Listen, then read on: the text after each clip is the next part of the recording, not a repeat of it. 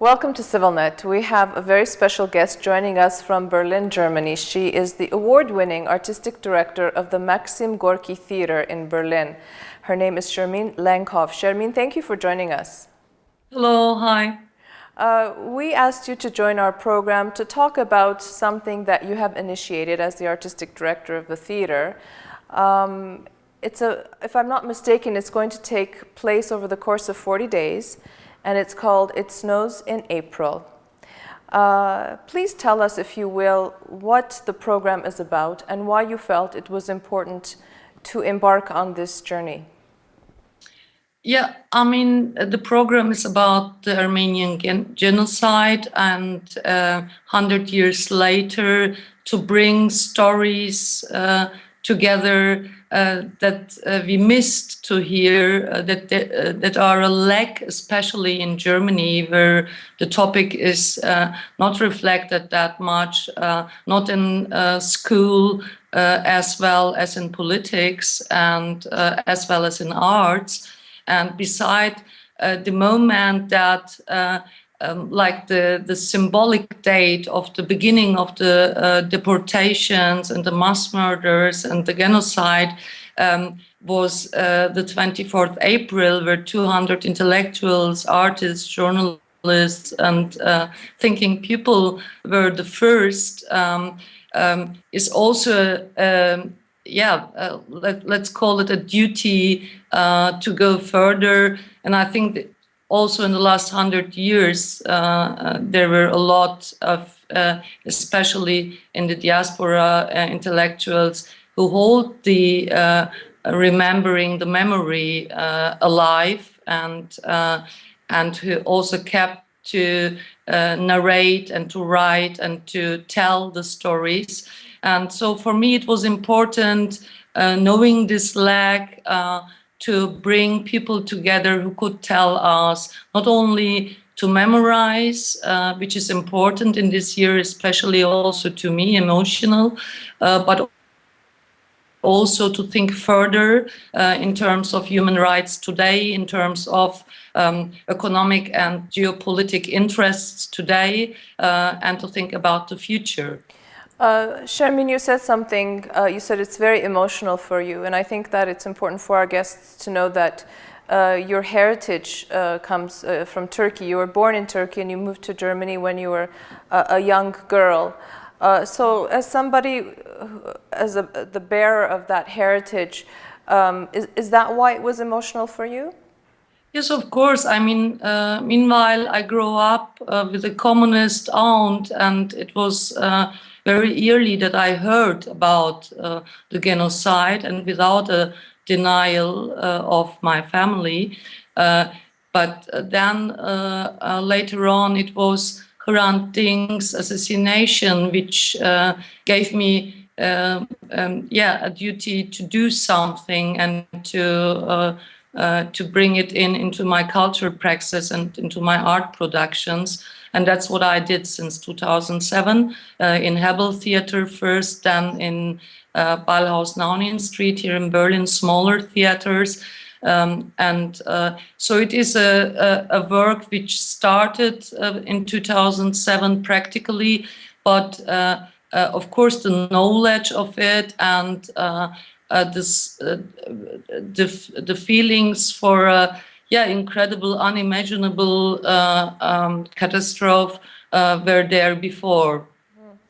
The Maxim Gorki Theater is, if I'm not mistaken, was elected as the Theater of the Year by German theater critics. So it is a very well-known theater, and certainly I'm sure you will agree, or you are the one who would say that art is a very powerful medium to tell stories, to maintain memory, which is so important when there has been a crime against humanity. I was looking at the schedule of the performances, the movie screenings, the readings that you are going to be having, and one of the more interesting ones for me was Franz Werfel's 40 Days of Musa Dagh, and there's also going to be a musical performance celebrating the life of Komitas. How did you choose the programs? is there a political message that you're also trying to impart to the German audience? Of course. I mean, in the beginning, it is important to me, even when I am from the heritage of Anatolia, by myself also backgrounded, for example, Cherkessian. They used to have their struggles a century before. It is important to me that we have the German perspective and the perspective from Germany, as long as Germany was a good friend of the Ottoman Empire, especially in the First World War, and collaborated and worked together. There is a bigger importance to talk out from Germany, and also knowing that still the German parliament doesn't come further than a resolution where they didn't use the word genocide, and the situation that the last actual thing that came from the German government was that they can't call it genocide because the law is existing since 1951 in Germany.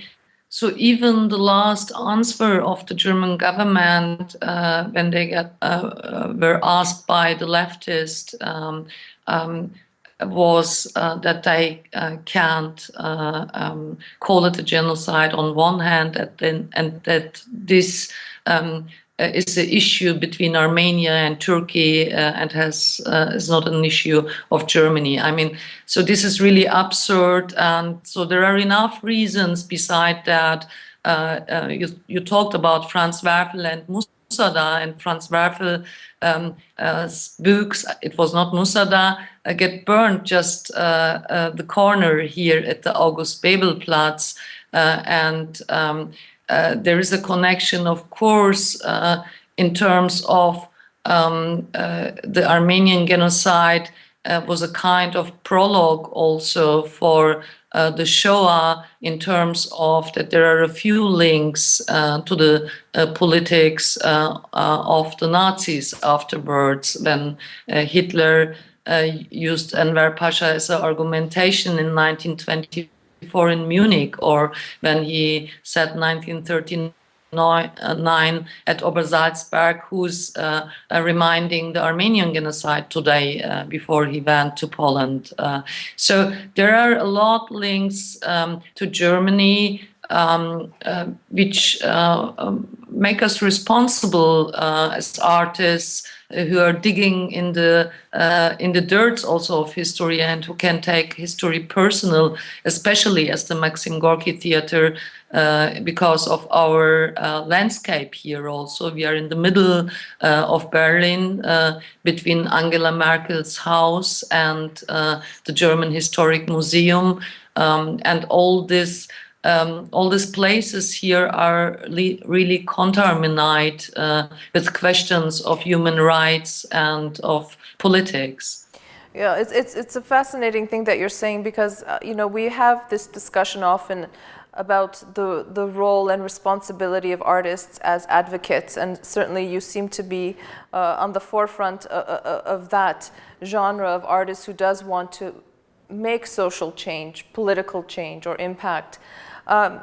Turkey has a very large Turkish community, and what have their reactions been to this? I know the program was just launched last week, but already there are some productions taking place. What have been the Turkish community's response? And then I'd love to talk about how the German press is also covering your particular initiative.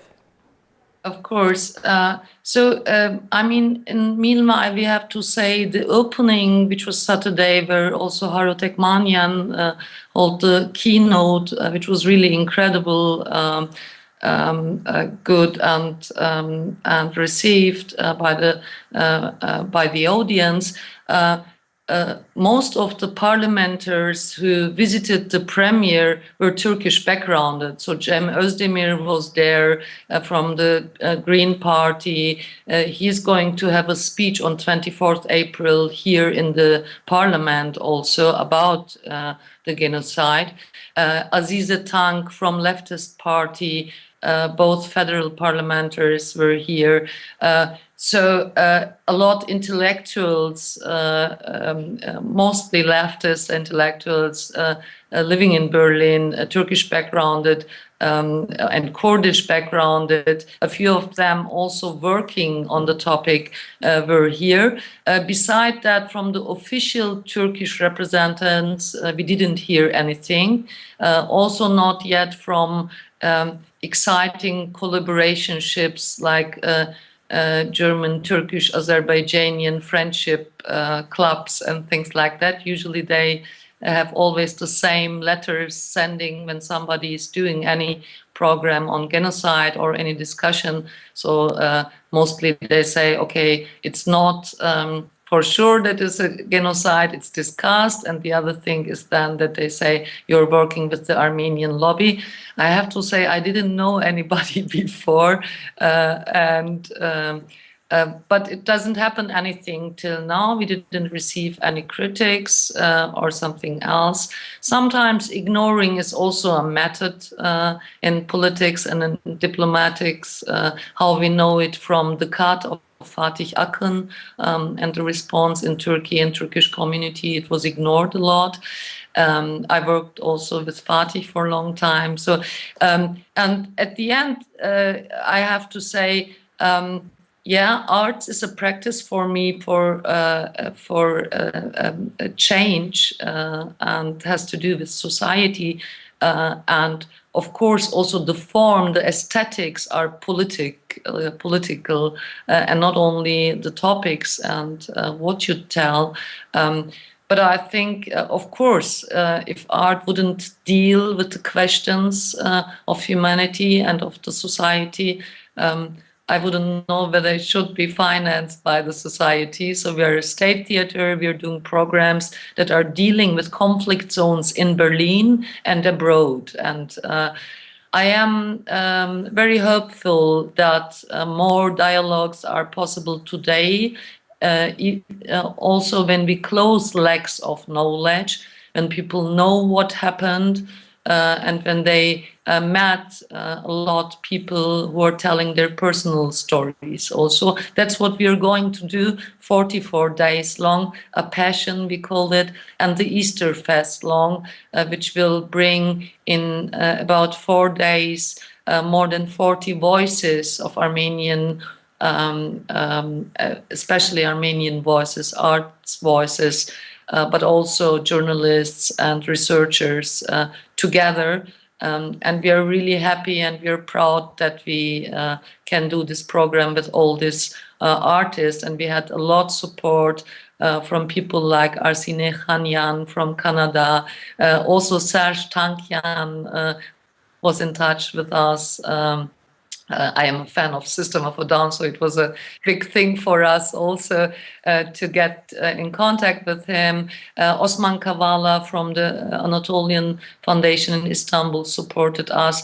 And this is really a big fest also. We are celebrating the surviving, we are celebrating the resistance. That's why we choose Musa Dagh. I choose Musa Dagh as an opening because it is telling about the resistance and not about the victimship. And I think this perspective is very important to arts and to the subject by itself.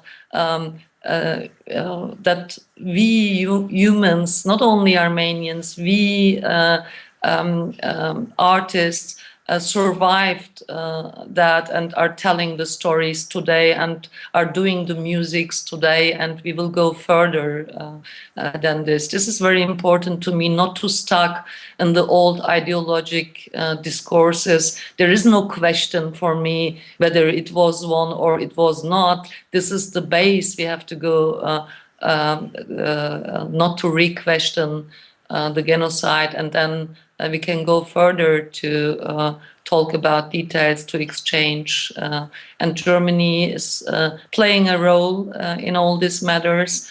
So Germany has to play a role today in the reflection of in politics as well as in arts. Shermin, You know, I want to thank you, first of all, for being part of the conversation, for contributing to the conversation, and to help change the narrative. This year is a real watershed, I think, for the Armenian people, and now we are past the 100-year mark, or will be shortly, and we are now talking about survival, resistance, and rebirth. So thank you so much for bringing your voice to the palette of colors and to the stories that are being told about the genocide, about the victims, about the perpetrators, about the bystanders and the political players in what took place 100 years ago. Thank you also. You asked for the reviews. I think our time is gone, but we have incredible reviews also on that, what is going beyond theater stage, and Musa Dagh, Atom Egoyan's installation in front of the house with the auroras, which you for sure know, and Fred Kellerman's serial of films with the contribution of the Film Institute. So there's a huge program, and we are really happy that you are interested in and that you are following also. And it seems like also Istanbul is following our program, and Berlin, of course, meanwhile. So we are happy to link to your actions and reflections. And thank you very much for the interest. Thank you so much, Shermin. Thank you very much. I would like to remind our viewers that my guest was Shermin Langhoff. She is an award-winning artistic director of the Maxim Gorki Theater in Berlin. Stay with CivilNet.